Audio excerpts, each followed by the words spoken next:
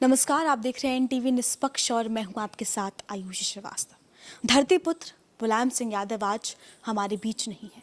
आपको बता दें, दिल्ली के मेदांता अस्पताल में आज करीब 8:16 पर उन्होंने अंतिम सांस ली।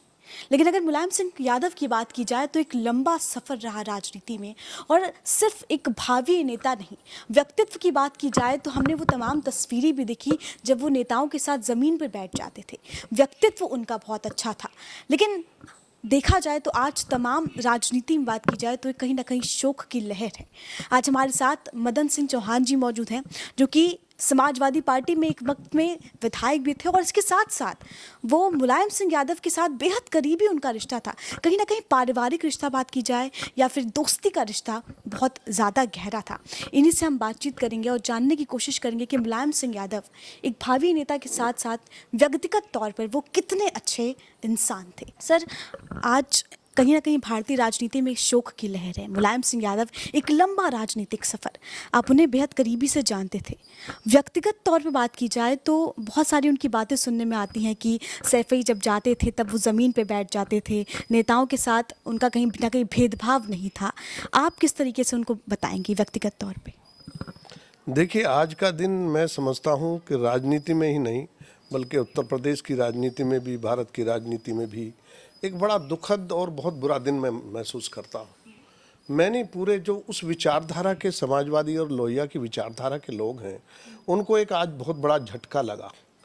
और वो झटका इसलिए लगा कि वो धरती पुत्र कहे जाने वाले आदरणीय नेताजी मुलायम सिंह यादव जी एक ऐसे नेता थे जिन्होंने धरती पर रह करके और किसानों की, गरीबों की, कमज़ोरों की बात को और उनकी दिक्कतों को बहुत करीब से महसूस किया, और उन्होंने सबको बैलेंस किया।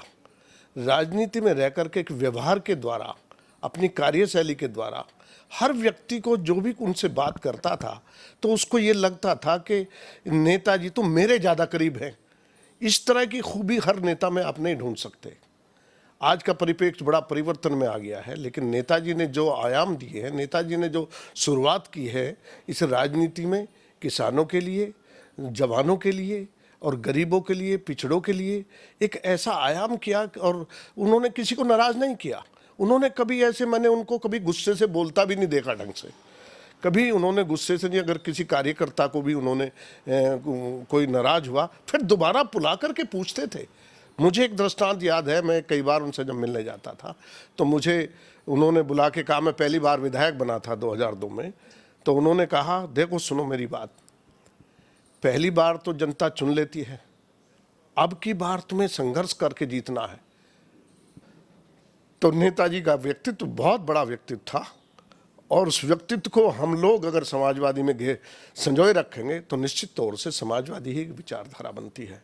और राम मनोहर लोहिया, चरण सिंह जी, चंद्रशेखर जी, वो मधु दंडवते, उन सबके साथ जो ऐसे नेता थे जिनको कमर्शियलाइजेशन का कोई ज्ञान ही नहीं था, और उन्होंने इस देश के भविष्य के लिए, इस देश के गरीबों के लिए, मजलूमों के लिए एक ऐसी राजनीति की शुरुआत की, उसके पिलर के रूप में वो नेताजी को छोड़ गए थे।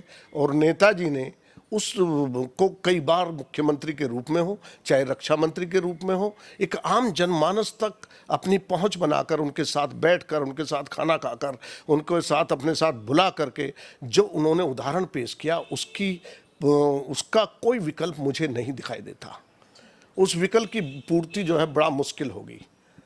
आज नेताजी नहीं हैं, मेरी उनके लिए बहुत दिल की गहराई से उनके ईश्वर उनको अपने चरणों में जगह दे, और उनका आशीर्वाद इस पार्टी को, हमको, सबको जो इस देश के लिए अच्छी विचारधारा और समाजवादी और लोहिया की विचारधारा से सोचते हैं, उन सबको ताकत मिलती रहे, ऐसा मैं उनके बारे में समझता हूं। उनके परिवार को भी, उनके परिजनों को भी इतनी ताकत ईश्वर दे कि ताकि वो इस सदमे को सहन करते हुए इस देश को आगे बढ़ाने में अपना योगदान रखें।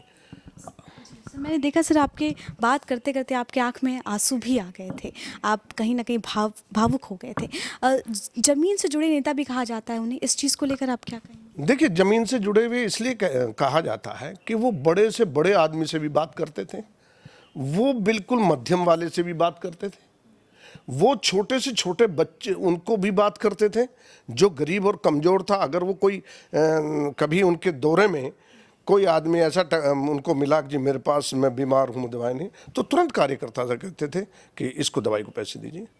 तो इस तरह की भावना और उनके लिए जो काम किया उन्होंने, वो अस्मरणीय है, उसको भुलाया नहीं जा सकता। जो उन्होंने एक शुरुआत की इस राजनीति के पटल पर, कई बार मुख्यमंत्री रहते हुए लोगों ने महसूस ही नहीं किया कि वो नेता से मिल रहे हैं।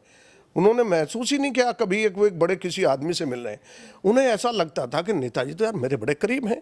हर व्यक्ति को ये लगने लगा, हर कार्यकर्ता को, हजारों लाखों करोड़ों कार्यकर्ताओं को जिससे भी वो बात करते थे, उसको ये महसूस देता था कि यार नेताजी तो तुम्हारे बहुत नज़दीक हैं। और उनकी भावना भी रहती थी। जब किसी को दिक्कत आती थी तो उन्होंने ये महसूस करते थे। कभी कभी उन्होंने इस राजनीति से अलग हट कर भी विरोधियों के भी काम किए। विरोधियों के काम इसलिए किए क्योंकि वो जायज़ थे, वो उनको एक अच्छा संदेश देते थे। और उसी का परिणाम है कि कोई भी आदमी है, चाहे वो विपक्ष का है, चाहे पक्ष का है, चाहे वो राजनीति नहीं भी करता, वो उनके गुणों से इतना बड़ा प्रभावित हुआ। और वो इस खंड जो गया ये राजनीति का, इससे इतना बड़ा प्रभावित हुआ कि आज उसको भी सदमा है, उसको भी दुख है।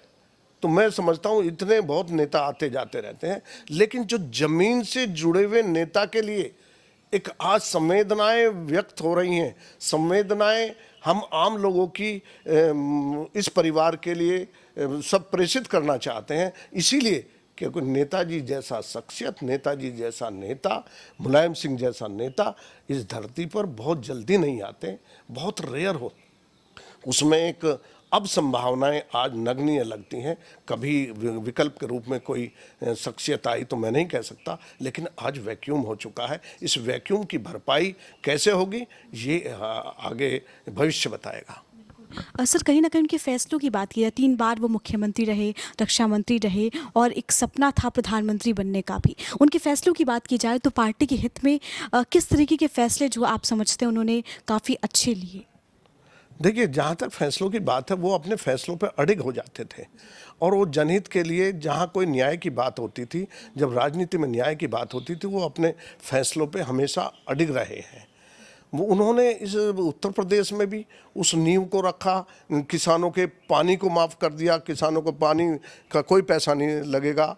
लैपटॉप देने का जिस तरह से काम किया, लड़कियों के जो शिक्षा में उन्होंने बढ़ाने का काम किया, ये बहुत सारी मिसालें उनकी हैं। और उनसे जो गरीब मिलता था तो वो अवश्य उसकी बात सुनते थे। और आज की डेट में नेता, अच्छा मिलने में वो जितना उन्होंने भ्रमण किया, क्योंकि वो बहुत एक परिवार से निकल कर चले थे, तो वो पूरी परिभाषा को समझते थे कि आम आदमी जो झुग्गी झोपड़ी में रहता है, जो किसान के रूप में रहता है, जो अन्न पैदा करता है, उसकी दिक्कतें क्या है, क्योंकि उस घर से पैदा हुए।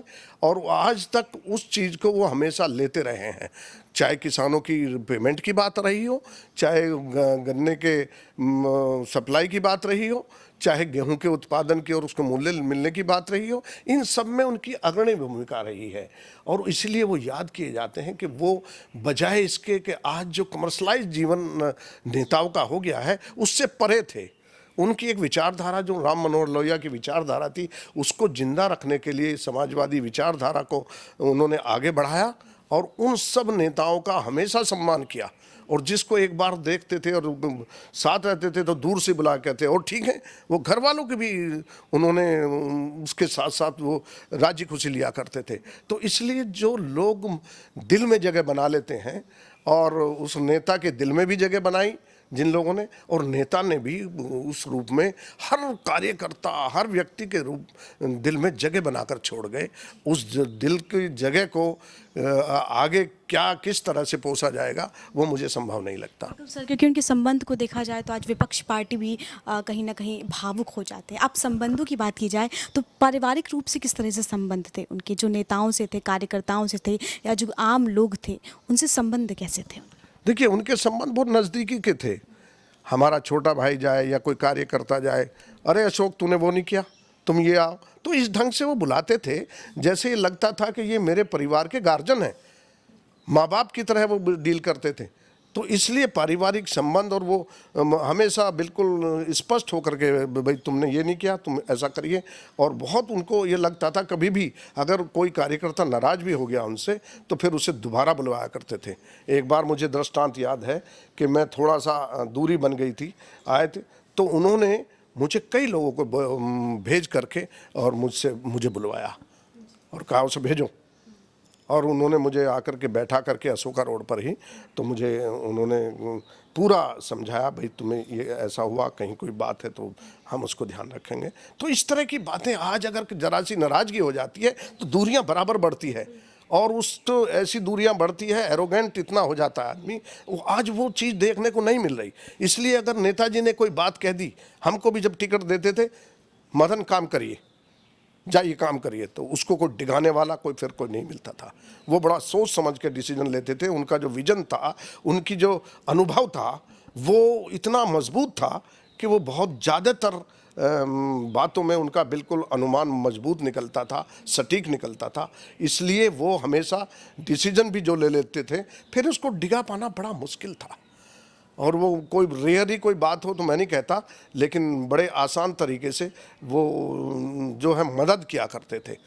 जो उनका है और जिनको उन्होंने अपना माना, उसको हमेशा उन्होंने, कहीं जरा भी कोई बात आई उसके लिए हमेशा खड़े रहे।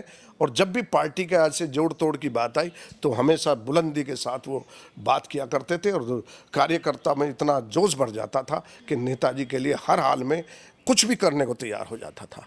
तो इस तरह के नेता का वैक्यूम आज हमको खलता है, और मैं उनके लिए बहुत बहुत दिल की गहराई से पूरे परिवार, पूरे सभी साथियों की ओर से उनको श्रद्धांजलि अर्पित करता हूँ। ईश्वर उनकी आत्मा को शांति दे और उनके चरणों में, अपने चरणों में ईश्वर जगह दे उनके लिए। अखिलेश यादव की बात की जाए तो जब भी कोई फैसले होते थे, पारिवारिक मतभेद को अगर छोड़ते, जब भी कोई फैसले होते थे नेताजी से वो ज़रूर पूछते थे। तो उनके लिए कितनी बड़ी क्षति है, परिवार के लिए कितनी बड़ी क्षति और पार्टी के लिए कितनी बड़ी क्षति है नेताजी का जाना? देखिए, इसमें कोई दो राय नहीं। पार्टी के लिए भी क्षति है, परिवार के लिए भी क्षति है। अगर आज परिवार थोड़ा सा मिला हुआ है, नाराजगी के बावजूद भी आज एक लगता है, तो उसका कारण नेताजी थे। उनकी नीतियों को अगर मैं समझता हूँ 50% भी फॉलो कर लिया परिवार ने, तो निश्चित तौर से आगे विकास कर पाएगा। और अदरवाइज अगर उनकी नीतियों को, उनकी विचारधारा को, जो उनकी सोच थी, वो सोच इतनी व्यापक थी कि उसका मुकाबला आज नहीं है कहीं भी। उस सोच को व्यापक रखना है, और वो किसी से नाराज होते हुए भी उसे भी खुश रखते थे और खुद भी खुश होते थे। कभी मैंने बहुत गंभीर आवाज़ में उनको बोलते नहीं देखा हम लोग। जब भी उन्हें कुछ कहना भी था तो वो उसी रूप में वो थोड़ा सा उसको समझा देते थे, और वो समझते भी थे लोग। आज वो वैक्यूम है। तो परिवार को मुझे समझता हूँ कि ईश्वर उनको वो शक्ति दे कि इस गम को भी भूलें, इस गम का भी उनको, उनके दिल को ढाढ़स पहुँचे, और साथ ही साथ वो उनकी नीतियों को पूरा अनुसरण करें। अगर अनुसरण नहीं करेंगे तो निश्चित तौर से वो चीज़ नहीं आ पाएगी, वो मुकाम हासिल करना मुश्किल हो जाएगा। सर, एक आखिरी सवाल, वो कौन सी 3 विचारधारा थी जो मतलब एक पार्टी को एक अच्छे स्तर पे ले जाए? उनकी कौन सी वो 3 विचारधारा थी, अगर आप बता सकें? देखिए, एक तो वो धरती से जुड़े थे।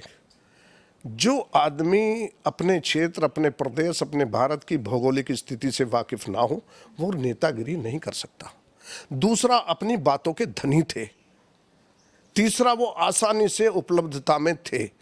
चाहे बड़ा आदमी हो, चाहे किसान आदमी हो, चाहे गरीब आदमी हो, चाहे कमज़ोर आदमी हो, चाहे मध्यम आदमी हो, वो हमेशा उनकी पहुंच में आते थे। तो ये 3-4 जो गुण थे, और उन्होंने जो विचारधारा समाजवादी के लिए थी कि एक आदमी अगर जहाज में उड़ रहा है, वो जहाज में उड़े, लेकिन इसको भी जो जमीन पर बगैर जूतों के चल रहा है, इसको भी वो ताकत मिलनी चाहिए ताकि वो भी जहाज में चढ़ सके कभी। वो विचारधाराएं थी। वो आज विचारधाराओं का उनका मैं समझता हूँ कि वैक्यूम हो गया है। तो मुझे भी दुख है, और मेरी तो यही प्रार्थना है कि हम सब लोग उनके बताए हुए रास्ते को फॉलो करते रहें, चलते रहें, तो हमारा भी विकास हो सकता है और इस देश का उद्धार हो सकता है। सर, बहुत बहुत शुक्रिया बातचीत करने के लिए, बहुत बहुत शुक्रिया सर।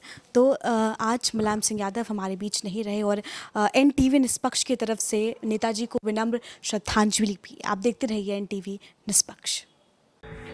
नमस्कार, मैं हूं दिव्या सेठ शाह। मैं शरद जी और उनके पूरे परिवार को निष्पक्ष प्रतिदिन और एनटीवी डिजिटल प्लेटफॉर्म की शुरुआत करने के लिए बहुत बहुत बधाई देना चाहती हूँ और ये उम्मीद करती हूँ कि आप सब मेरे साथ उनके इस मिशन को सफल बनाने में उनका सहयोग देंगे, समर्थन देंगे। धन्यवाद।